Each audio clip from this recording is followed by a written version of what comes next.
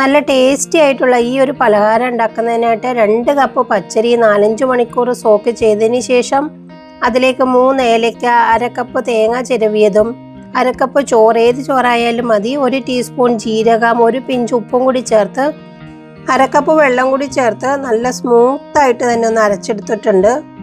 ഇനി ഇതിലേക്ക് ചേർക്കാനായിട്ട് 1 table spoon നെയ്യ് ഒഴിച്ച് അതിലേക്ക് വളരെ ചെറുതായിട്ട് തന്നെ കട്ട് ചെയ്ത കുറച്ച് തേങ്ങ നമുക്കൊന്ന് ഫ്രൈ ചെയ്തെടുക്കണം. ഇതുപോലെ കളറൊക്കെ ഒന്ന് മാറി വന്ന് കഴിയുമ്പോഴേക്ക് അതിലേക്ക് 1 ടീസ്പൂൺ എള്ളിട്ട് കൊടുക്കാം. കറുത്ത എള്ളോ വെളുത്ത എള്ളോ ഏതായാലും നിങ്ങളുടെ ഇഷ്ടം പോലെ ഇട്ട് കൊടുക്കാവുന്നതാണ്. ആ മിക്സ് അരച്ചു വെച്ചിരിക്കുന്ന അരിമാവിലേക്ക് തന്നെ ഒഴിച്ചു കൊടുത്ത് വീണ്ടും ഒന്ന് മിക്സ് ചെയ്ത് വെക്കാം. ഇനി 1/2 കപ്പ് ശർക്കരപ്പൊടി ഇട്ട് അതിലേക്ക് 1/4 കപ്പ് വെള്ളം ഒഴിച്ച് ഒന്ന് മെൽറ്റ് ചെയ്തെടുക്കാം. ഈ ശർക്കര പാനിയും അരച്ചു വെച്ചിരിക്കുന്ന അതേ മാവിലേക്ക് തന്നെ ഒന്ന് ഒഴിച്ചു കൊടുത്ത് നന്നായിട്ട് തന്നെ വീണ്ടും ഒന്ന് മിക്സ് ചെയ്തെടുക്കണം. അതിനുശേഷം ഇതിലേക്ക് ഒരു 1/4 ടീസ്പൂണിൻ്റെയും പകുതി ബേക്കിംഗ് സോഡയാണ് ചേർത്ത് കൊടുക്കാൻ പോണത്.